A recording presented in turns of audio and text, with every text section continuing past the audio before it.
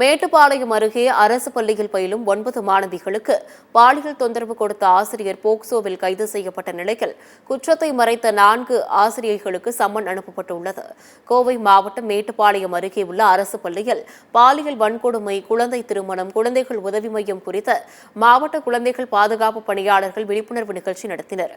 அப்போது பள்ளியின் இடைநிலை ஆசிரியர் நடராஜன் தங்களுக்கு பாலியல் தொல்லை கொடுத்ததாக 7, 8, 9ஆம் வகுப்புகளில் பயிலும் 9 மாணவிகள் கூறினர்.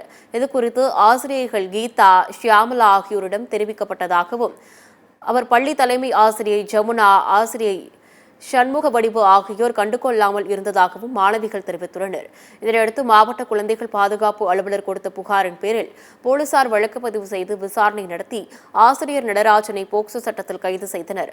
குற்றத்தை மறைத்த பள்ளி தலைமை ஆசிரியர் ஜமுனா உள்ளிட்ட 4 ஆசிரியர்களுக்கு போலீசார் சம்மன் அனுப்பியுள்ளனர்.